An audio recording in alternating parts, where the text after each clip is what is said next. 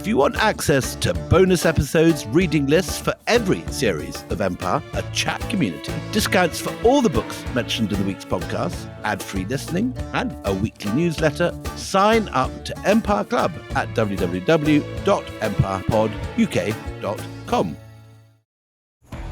This episode is brought to you by Honda. Introducing the all-new, all-terrain Honda Passport Trail Sport, the most off-road capable Honda Passport Honda has ever dreamt up. The Passport features increased ground clearance, roof rails on all trims, and available specially developed all-terrain tires. And you'll stay comfortable with tri-zone climate control and available features like heated and ventilated front seats and a panoramic moonroof. Learn more at honda.com/passport.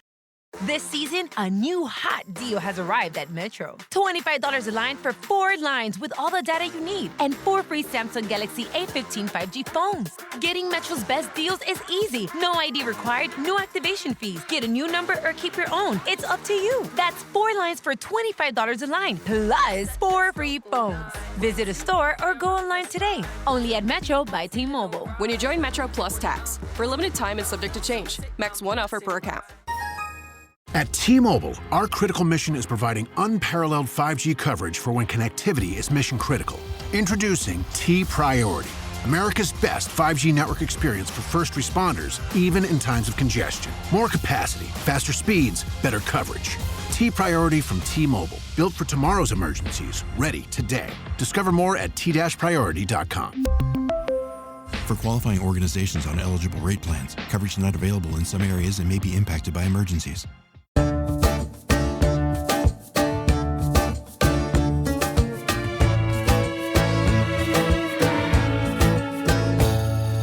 Hello and welcome to Empire with me, Anita Arnand. And me, William Dalrymple. Looking very smug today. Is that possibly because my entire computer system melted down in the most catastrophic and stressful way? What do you mean you said nothing? Nothing what do you mean at all. You said nothing? I could hear you chortling away in the background and you rang me to rub my nose in it. I just thought you might need some tech assistance. I was always willing to help. Can I just say, you know you're in the end of days when Willie Dalrymple rings you up to give you tech support. You know, basically, our time here is almost over, people. This is one of the many horsemen of the apocalypse. Anyway, we're here now.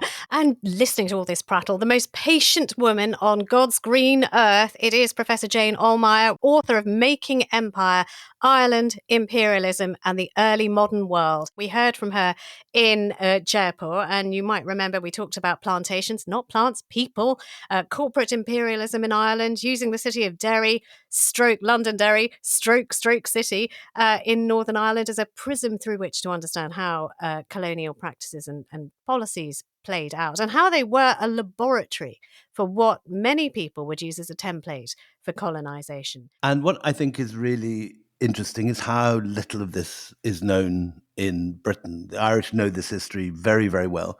I went through 10 years of education in the British curriculum and I never came across any of this stuff. Mm-hmm. Well, Jane, welcome. And you are going to hold our hands and take us through one of the most contentious periods of Irish history, and that is Cromwellian Conquest. Oliver Cromwell, who many people will see if they ever go to Westminster, his statue stands proudly outside the Houses of Parliament. Famously a man who wanted to be displayed warts and all in his portrait. He was having his portrait done and thought it was too pretty. And he said, you put it in. I want people to see me as I am. So let's start with the mid-17th century and let's have a portrait of the man himself. Tell me who he was, what's his origin story, and what was he like? Hi, Anita. Hi, William. Great to be back. Remember, William, the English never remember and the Irish never forget. It's one of those wonderful stories. Anyway, Anita, Cromwell. So in England, of course, as you said, he's revered. It's this great parliamentary hero. And in Ireland, he's excoriated as God's executioner. And in Scotland. And Scotland too. And the devil beyond the sea. I mean, he's the most vilified man possible. But Cromwell's a fascinating character. And obviously he was a military genius.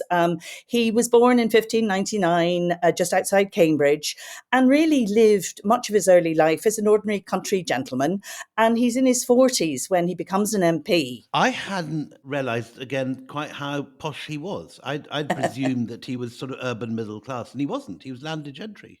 He was landed gentry, but he's in his 40s before he sort of finds God and becomes a politician and goes on to be probably the most celebrated, or one of the most celebrated military figures in British history.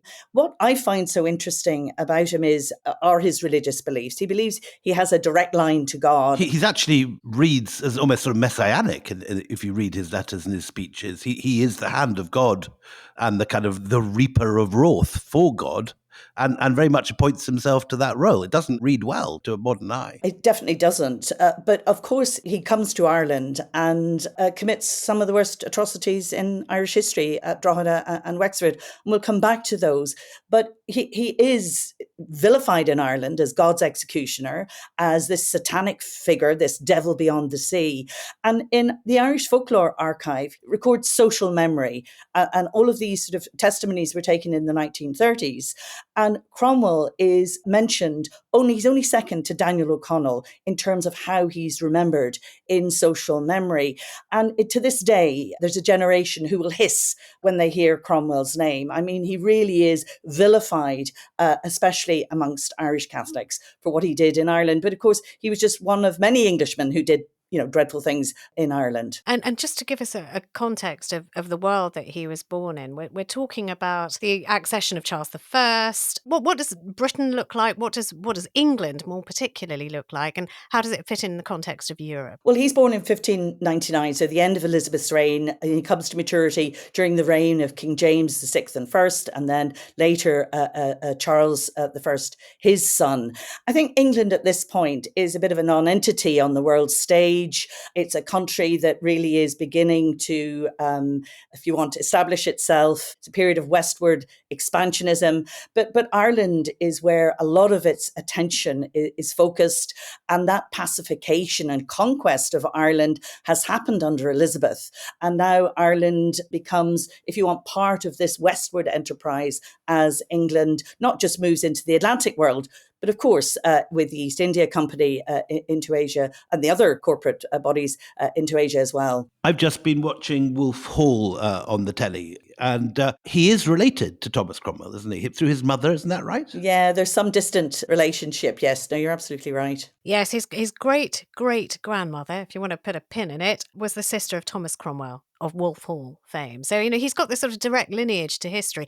Also, can I just tell you, Huntingdon, where he was born and the formative part of the world for him, it's a really beautiful, even now, full of fields. It was John Major's old constituency. And they're very, very proud of this sort of Cromwellian roots that they had. And just very recently, they had an exhibition about Cromwell's head. And his body was briefly at the end of my road in London, in Yes, Church that's Street. right. Yes, that's right.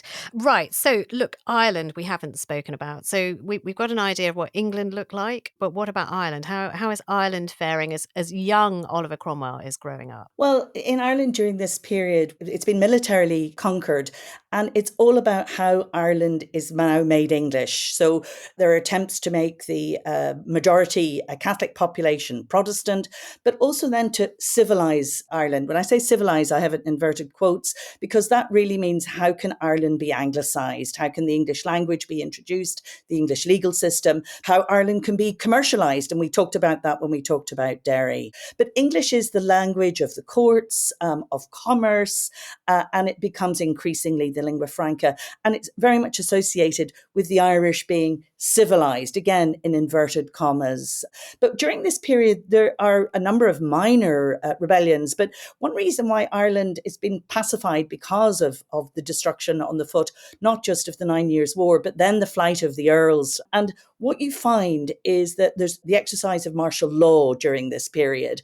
And so imperialism is all about the exercise of power and violence, and a bed of pikes underpins English rule in Ireland, including the first half of the 17th century. And we should remind people, if you haven't heard the previous episodes with Jane, do go back. There's solid gold stuff in there. But the flight of the Earls was basically the entire opposition that could have stood up to the English and to colonialism takes off and heads for the continent. And so Ireland is sort of bereft of leadership at that time of any kind of meaningful resistance. Absolutely, Anita. And not only that, because you see, if you want, the leadership fly to the continent, obviously they're hoping to come back, but that then paves the way for the plantation of Ulster. And the consequences of that we'll be talking about today. We said he sort of came from quite a gentrified background. He also gets power at a reasonably early age, because you see Oliver Cromwell become an MP for Huntingdon, his hometown, at the age of 29. Is there any evidence early on in his parliamentary career or in his speeches that he has a bigotry towards Catholics or indeed an antipathy towards Ireland? The simple answer is no. He is anti-Catholic, but he actually also then is somebody who believes in what we would call religious toleration. In other words, toleration of other Protestant sects, basically. He himself is what we would call today a Puritan. In other words, a hard-line Protestant, more like maybe Presbyterians. They believe you want to get away with the trappings associated with Catholicism. In Ireland, the majority population is Catholic. 80% at least. So if he's not set in stone at the beginning of his career, it is probably the Irish Rebellion of 1641 that wakes something up in him. So first of all, just tell us what happens in 1641 and why it's important. So basically, in October 1641, a major rebellion breaks out in Ireland, whereby the Irish Catholic insurgents seize major strategic places around the island. They fail to take Dublin. Because a drunk reveals the plot, doesn't he? Owen O'Connolly gets drunk and tells everybody what's about to happen. Sadly, yes, the stereotype comes in there. However, very quickly, the Irish insurgents are able to control huge swathes of the country. Now, that military force that's shown is accompanied by extreme violence. So we see the wholesale massacre of Protestant colonists. And this then triggers equally vicious attacks by government forces against the Catholics. We would call it today ethnic cleansing, verging on genocide, the sort of violence that is unleashed, obviously triggered by the Catholic rebellion, but met with force far greater. Do we have any idea of numbers? When you're talking about sort of ethnic cleansing and genocide, those are hefty terms. What are the numbers involved? Let's be very clear. That word ethnic cleansing and genocide are never used in the context of the 17th century. What we're seeing, they're later terms, what we're seeing are thousands and thousands of people losing their life.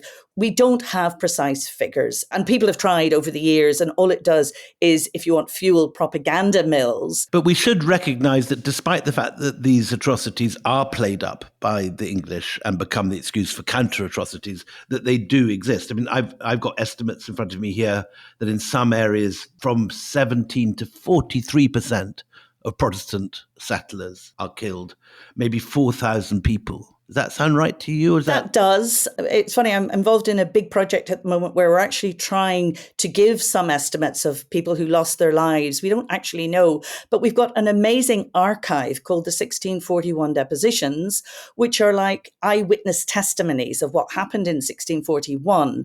Now, they're documents of conquest in that they're collected to justify the subsequent expropriation of Irish land, but they nonetheless give us these incredible insights into what life was like in colonial Ireland, because people list all of their losses, and having listed their losses, they go on then to say what their own experiences of the war were and what then allegedly happened. So we've got eyewitness testimony, then we've got hearsay testimony, and we're able to now systematically go through all of these depositions, there's about 8,000 of them, and estimate, we hope with some degree of accuracy, the numbers of deaths. But just for your information, going back to Willie's figure, people have suggested that over the course of the 1640s, about a third of the population of Ireland died either in the original massacres or in the subsequent war. Many of them would have been on the foot of the actual military incursions, but many thousands died because of the famine, the plague that followed the armies, and these slash and burn techniques that were used. You also have attacks on the Irish in England, don't you? There are counter-atrocities of Irish emigrants living in London and around the country. Yeah, well, what happens is, of course, the English propagandists use the outbreak of war in Ireland to feed this anti-Catholic anti-popery is how you'll see it in the records, hysteria. And that is used very effectively by the parliamentarians. And this is what Cromwell would have been seeing in whipping up this hysteria against Irish Catholics. So then we're seeing sectarian attacks in Wales and England, particularly on the foot of other military incursions, Naseby or some of the big battles. Right. And also, I mean, this coalesces when the parliamentarians are grabbing all these headlines and using them. And you've got this frenzy of anti-Catholicism. Attention turns to Charles I, because there is the perception, certainly among many English parliamentarians, that he has too many Catholic sympathies. I mean, first of all, why do they say that about Charles? And is it true? He's a committed Anglican. However, his wife, Henrietta Maria, is a French princess, and she, over time, would have allied very closely with the Irish Confederates, as the Irish insurgents are later known. So Charles himself, though, is a committed Anglican. I think it's unfair to describe him as a Catholic, but he has many friends as well. And he's not sympathetic to the Irish cause to begin with, but over time, he turns to Ireland for support. And that, of course, then fuels the anti-Catholic hysteria around him. And just to get the dates established, 1641 is the Irish Rebellion, 1642 the English Civil War begins. And it's really at the end of the Civil War that Cromwell turns his attention to revenge on the Irish. And the reason he does that, William, is because Ireland is always a strategic threat to England. It's the backdoor to England. And he knows that Charles will look to Ireland, and particularly the Viceroy or the Lord Lieutenant of Ireland, the Duke of Ormond, one of the great butlers who is in charge of the Royalist cause there. Butler being the family name rather than he wasn't carrying wine around restaurants. No, I guess once upon a time he might have in terms of the royal court. But no, he's an Anglo-Norman settler who's been there for centuries. James Butler, Duke of Ormond, he really runs the show in Ireland for much of the 17th century. And Cromwell realises that he has to take out that royalist army if he's ever going to secure the peace in England. Well, so this is the leap. You know, parliamentarians are often men who have very long lunches, those soft bodies. But the image that we have of Cromwell is a man who dons armour, sits on a horse and leads the charge. So at what point does he turn from parliamentarian to soldier? Remember in the 1630s, there are no parliaments. And that's one of the big gripes against the king, is that he doesn't call parliament. So I don't think Cromwell's a particularly effective politician. However, he's a very effective military commander. And this really happens after 1642. And entirely self-taught. He hasn't got a military training. No. And again, it's just quite extraordinary. But it's really Cromwell who sets up the first, if you want, professional army in England. It's called the New Model Army. And this New Model Army, say by 1646, has become an formidable force, and they're very much professionally trained, but they're also infused with this sense of being godly troops, especially any of the troops around Cromwell. He uses Protestantism to fire them up. And so it's an army, a very formidable army that he brings to Ireland. And it's a veteran army. These guys now have been seasoned in English warfare, and he deploys them along with a large war chest to Ireland in 1649. So again, just for clarity, 1641, the rebellion, 1642, the Civil War breaks out. January 1649, Charles I gets executed. And it's at that point that Cromwell gathers the army and takes them across the sea to Ireland. So tell us what happens. They land where? So it's in August 1649. Cromwell's army, and we're talking about 55,000 men and a vast war chest, land very close to Dublin. So they immediately secure Dublin. And then they want to take out the cream of Ormond's army, the Duke of Ormond's army, which is stationed at a place called Drogheda, which is north of Dublin on the edge of the Pale, this area that would have been traditionally controlled by the English. So he immediately marches north, and Drogheda is besieged. It's besieged between the 3rd and the 11th of September 1649.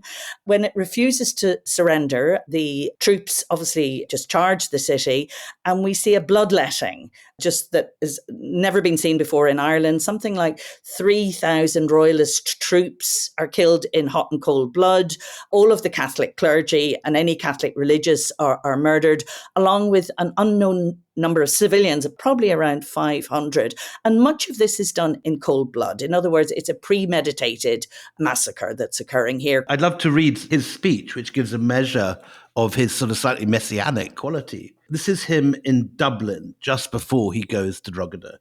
And he talks about his purpose as the great work against the barbarous and bloodthirsty Irish and all their adherents and confederates, for the propagating of the gospel of Christ, the establishment of truth and peace, and the restoring that bleeding nation to its former tranquility and happiness.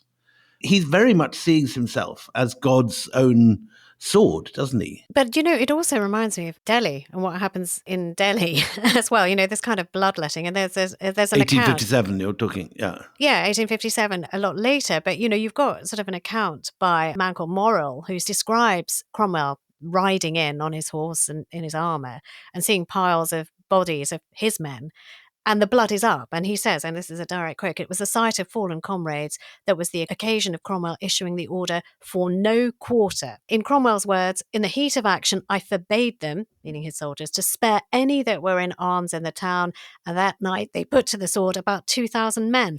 That does not include the women and children who also get caught up in this bloodlet." Here's another quote again, showing his sort of extraordinary sense of it being the sword of God. He wrote to a friend that truly our work is neither from our brains nor from our courage and strength, but we follow the Lord who goeth before and gather what he scattereth, that so all may appear to be from him.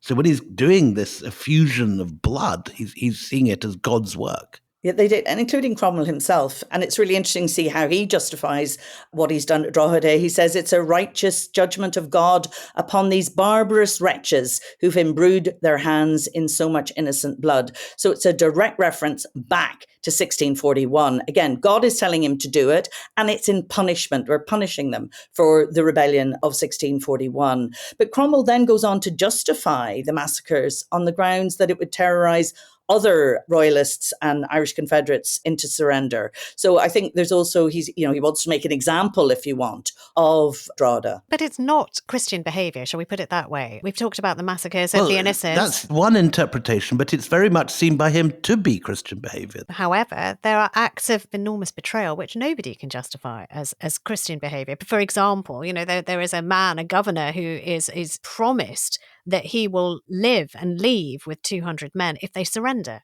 And so they do.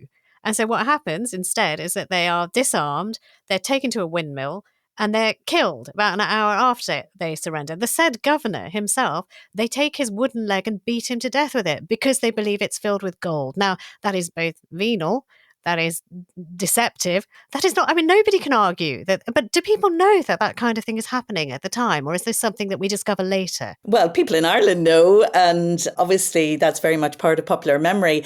And the other thing to remember is of those who die, lose their lives in Drogheda, the vast majority of them are actually Protestants. In other words, it's not actually Catholics that he's killing. It's the cream of Ormond's army. And that includes Irish Protestants who have been serving the Royalist cause, Charles I. He feels no sense of conscience at all at the murder of these captives. He says, "I believe we put to the sword the whole number of the defendants. I do not think 30 of the whole number escaped with their lives.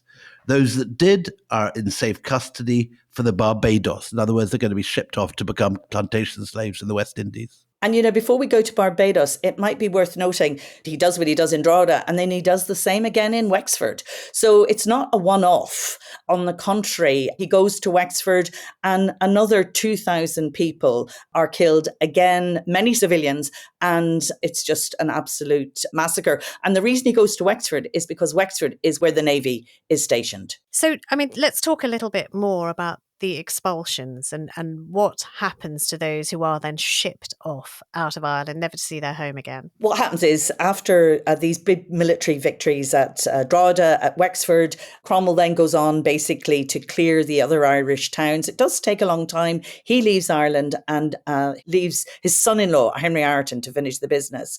But what he also institutes is the transportation of thousands of Irish, mostly Catholics, to Barbados, and then after 1655 to Jamaica. But this is effectively a death sentence for the thousands. Initially, it's men, and then with time, it's women and children as young as 5 who are also shipped to the Caribbean to work on the sugar plantations there. Remember, at this point, Britain has a number of colonies there. Well, with a third of the Irish population now either killed, shipped off, or suffering in some terrible way, what is to become of Ireland?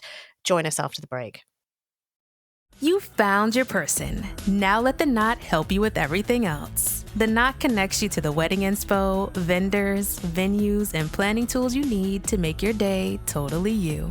Having helped plan 25 million weddings, we've got your back when it comes to every little detail like RSVPs, budgets, and more. Because your wedding comes to life with the connections that matter the most. Get started at theknot.com/audio. The Knot. Let's plan your wedding together. Welcome back. Jane, we were just looking at the collapse of the Royalist army, the incredible death toll, and the mass emigration, forced emigration that takes place after this. Just give us an idea, what sort of estimates would you give to the death over the whole period of the 1640s? Who is suffering? Which bit of the population is being wiped out by these wars? Death numbers are always guesstimates, William, but we reckon about 300,000 people. And it's obviously men, women and children, because they're not just dying as a result of the insurrection or military action. Thousands of people are dying from famine, from plague. There's a particularly brutal bout of plague in 1650, which is, of course, then spread by these armies. And as always, it's the most vulnerable that bear the brunt of war. I'm doing a big project on women, and we can see women literally carrying the war on their backs. So the Irish population is now much diminished, and the Catholic population is reduced to its knees by the Cromwellian Conquest, which actually is only completed in 1652. And again, I just wonder what the English made of all of this, because certainly when news of, again, 1857 and the massacres that took place after the mutiny come back, there is a mixed reaction. There are some people saying, this is going too far. This is just awful. Some people saying, bravo, well done, you need to teach them a lesson. I have seen etchings from this time. So pictures were coming back of the kind of desperation of absolutely emaciated, ribs sticking out children and their desperate, hollow-eyed mothers. They knew what was happening. Anita, you might be talking about some of the famine etchings, but there are woodcuts that are done in an amazing pamphlet called The Tears of Ireland from 1642, which basically show some of the atrocities committed allegedly by Catholics against Protestants. Against Protestants, exactly. Yeah. So these are propaganda images. So that's all they got. Okay. We know from there are so many descriptions, and this is where the 1641 deposition archive is just incredibly important, is that both sides suffer dreadfully, and especially non-combatants, the women, the children. So those later images are appropriate here because the level of suffering would have just been absolutely ghastly. Right, okay. Just to take forward Anita's analogy with what was happening in 1857. In 1857, you have got a Times war correspondent in Delhi, Yes. and reports are going back to London of what's happening, and people are fulminating. Dickens famously says, delete Delhi. But do you have any sense that people in England are aware of the suffering in Ireland at this time, or is it just the atrocities done to the Protestants which are publicised? I think there is an awareness, but I think there's a sense that, well, they're Catholics. And again, let's go back to Edmund Spenser, this othering we've seen of Irish Catholics. Actually, this is a good thing because what it does is create more opportunity for English adventurers to seize Irish lands and to civilise, again in inverted commas, the barbarous, wild Irish who are basically second-class citizens. They're subhuman. So in a way, Cromwell has done England a big favour here. It is again extraordinary that I've studied Spencer in literature classes. At no point did we learn that Spencer was this sort of adventurer trying to drive Catholics out of their homes and create a Protestant Eden in their absence. Well, what Cromwell has done is what Spencer dreamed about. So I think that's how it would have been received by, if you want, Protestant England. Now, there's a very different reception in Catholic Europe. There would have been much greater sympathy for what has happened to Ireland. And during this period, actually, Catholic Europe was interfering very directly in the Irish theatre of war. And first Spain and later France wanted to become protectors of Ireland. But again, they're doing it for geopolitical reasons as well as a bond of Catholicism. And, as if they needed more propaganda, in 1651, it gets put about that English supply convoys are not safe because they're being attacked by whatever is left of Irish resistance. And the response is harsh. I mean, the message goes out, if you travel more than 2 miles outside a military base, you are not safe from, these people who want to slit your throats and take what's on your wagons. Is this when the destruction of food happens in response? Is that what happens? And tell us a bit about that. What you have is, as part of the Cromwellian Conquest, you get slash and burn campaigns. This is, vintage tactics in an Irish context, that you deny your enemy food, and you get the Cromwellians. They're locked up in sort of strategic castles and garrisons, and they want to starve the local population in as much as they can. That, combined with the plague, is devastating. I think, again, it's very hard to just capture the level of misery that we would have had in Ireland in the early 1650s. And where we see this reflected very powerfully is in the Gaelic or bardic poetry of this period, which depicts Ireland as completely and utterly destroyed. Hibernia has been laid waste by these boorish upstarts, i.e. the Cromwellians. Do we have any epics dedicated to this period? Are the Gaelic epic poems about all this stuff? Oh, of course there are, William. What they capture, though, is just the destruction of, if you want, the Gaelic, Irish-speaking culture, way of life, and obviously, the people themselves, especially the elite and the political leadership that has been annihilated. Because in addition to those who are shipped to Barbados, to Jamaica, we also have tens of thousands being shipped into the armies of the continental powers, especially Spain and France. And remember, it's in England's interest to rid Ireland of its swordsmen, because effectively it's a death sentence as well. And so it's the beginning of those wild geese that we associate with the later period. And in this later period, I mean, the emptying out, as you say, you can do it through scorching the earth, you can do it through sending people away or putting them to the sword. There are actual edicts that are put in place, like places like County Wicklow, which many of us will know. They say, look, these are free fire zones. So free fire zones are a place, and I'll quote, where anyone found in the free fire zone can be taken, slain, destroyed as enemies. Their cattle and goods shall be taken or spoiled as the goods of enemies. So this is a completely, let's empty this out. Anyone who's found here is a combatant. That's it. Military rule on steroids is what it is. It really is. A bed of pikes. Jane, you also get the 1642 Adventurers Act reallocating land from the defeated Catholics to incoming settlers. This is hugely important, William. Remember, land equals political power. And because of the Irish Rebellion of 1641, we see the mass expropriation of thousands of Irish people who were allegedly involved in the 1641 rebellion, and their lands then being reallocated to English adventurers, hence the Adventurers Act, i.e. these are people who've invested in helping suppress the insurrection, but also soldiers. These soldiers that serve in Ireland need to be paid. 35,000 of them get given land. Get given land because it's a cheap way of paying them. Now, This is massive because over the course of the 1650s alone, something like 2.5 million Irish acres are redistributed from Catholic hands into Protestant hands. And when you combine that with the Irish land that has been confiscated as part of the plantations, over the course of the entire 17th century, the total figure is about 8 million and 2.5 million just from the 1650s.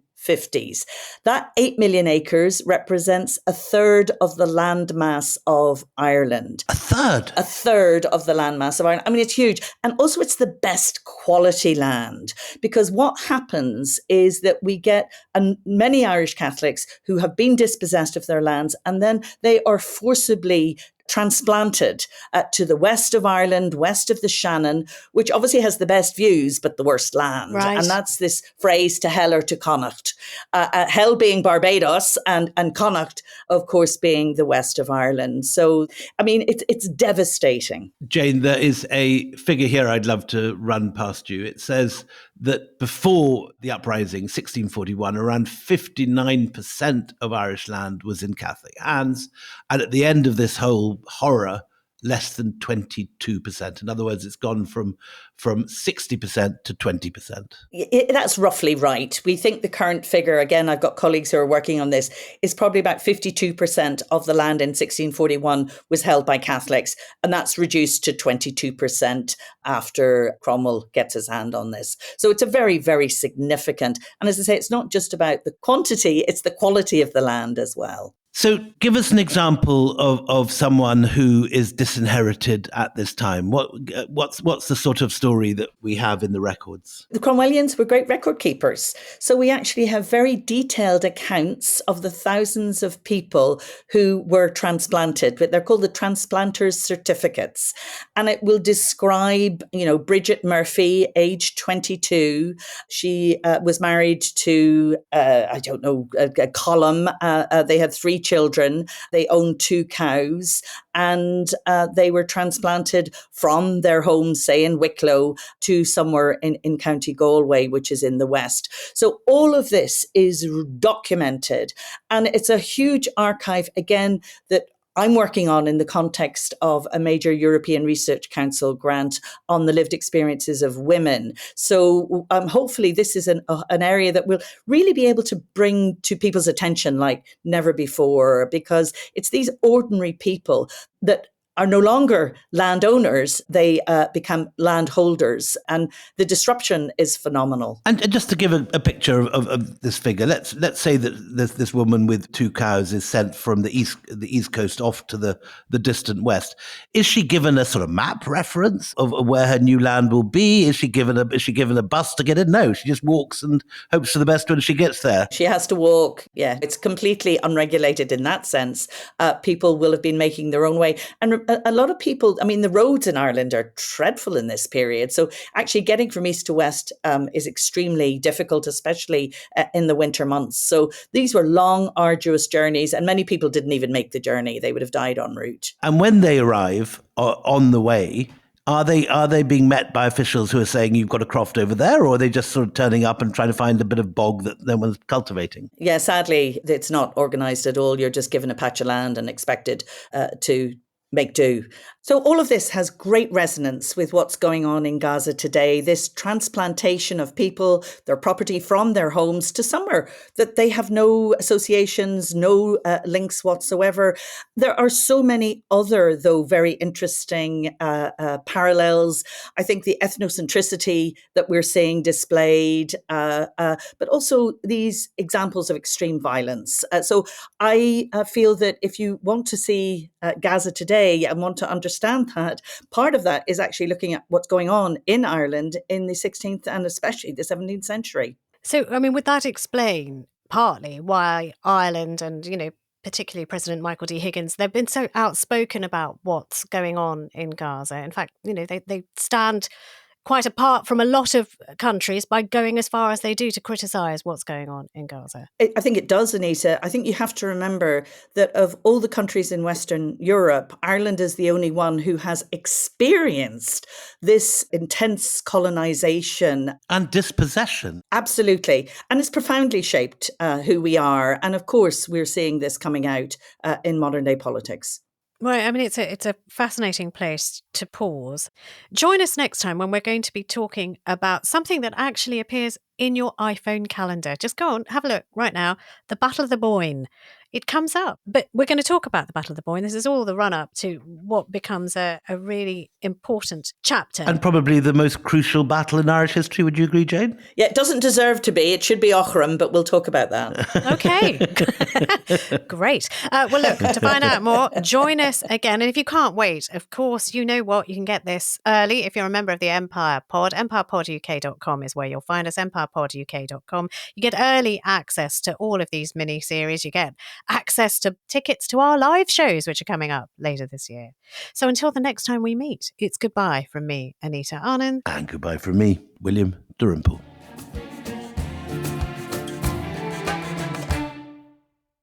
Hi there, I'm Al Murray, co-host of We Have Ways of Making You Talk, the world's premier Second World War history podcast from Goalhanger. And I'm James Holland, best-selling World War II historian, and together we tell the best stories from the war.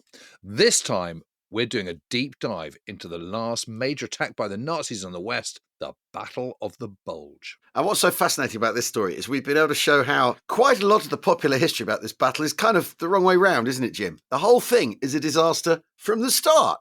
Even Hitler's plans for the attack are insane and divorced from reality. Well, you're so right, but what we can do is celebrate this as an American success story for the ages. From their generals at the top to the GIs on the front line, full of gumption and grit, the Bulge should be remembered as a great victory for the USA. And if this sounds good to you, we've got a short taste for you here. Search We Have Ways wherever you get your podcasts. Thanks. Yeah. Anyway, so who is Obersturmbannführer Joachim Peiper? But I see his jaunty hat and I just think... and his SS skull and crossbones. Well, and I see his reputation and I think, well, you know, you might be a handsome devil, but the emphasis is on the devil bit rather than the handsome. Yeah. Anyway, be that as may, he's 29 years old, and he's got a very interesting career, really, because he comes from a pretty right-wing family. Let's face it. He's joined the SS at a pretty early stage. He's very into National Socialism. He's also been Himmler's adjutant. Yeah, he took a little bit of time off in the summer of 1940 to go and fight with the first Waffen-SS Panzer Division. Yeah. Did pretty well, went back to being Himmler's adjutant, then went off and commanded troops in the Eastern Front, rose up to be a pretty young regimental commander. I mean, there's not many people that age are an Obersturmbannführer, which is sort of colonel. Yes, you see, what must it have been like if Himmler's adjutant turns up and he's been posted to you as an officer? Do you think, well, he only got that job because of his connections? For Peiper, it must have been he's always having to prove himself, surely, because he has turned up. He's not worked his way through the ranks of the Waffen-SS. He's dolloped in, having come from head office, as it were. It must be a peculiar position to be in, right? Yeah. He's got lots to prove, right?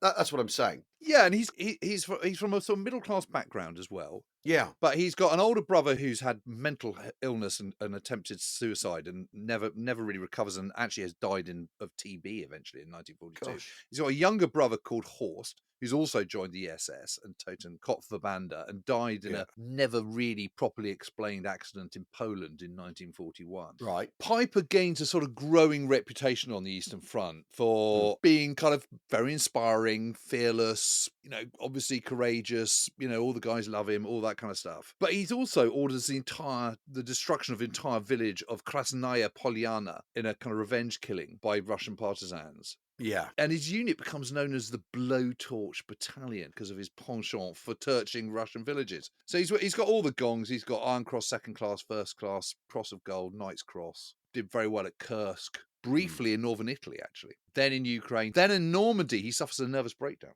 Yeah. And he's relieved of his command on the 2nd of August. And he's hospitalised from September to October. So he's not in command during Operation Lutich. And then he rejoins 1st SS Panzer Regiment as its commander again in October 1944. It's really, really odd. I mean... But isn't that interesting, though? Because if you're a Lancer, if you're an ordinary soldier, you're not allowed to have a nervous breakdown. You don't get hospitalised. You don't get time off. How you could interpret this is a sort of Nazi princeling, isn't he? He's Himmler's adjutant. He's demonstrated the necessary Nazi zeal on the Eastern Front and all this sort of stuff. It comes to Normandy where they're losing. Why else would he have a nervous breakdown? He's shown all the zeal and application in the Nazi manner up to this point, and they're losing, and because he's a knob, because he's well connected, he gets to be hospitalized if he has a nervous breakdown. He isn't told, like an ordinary German soldier, there's no such thing as combat fatigue, mate, go back to work. Yes, and it's a nervous breakdown, not combat fatigue. Well, yes, of course. But What's the one difference? SS soldier said of him, Peiper was the most dynamic man I ever met. He just got things done. Yeah. You get this image I have of him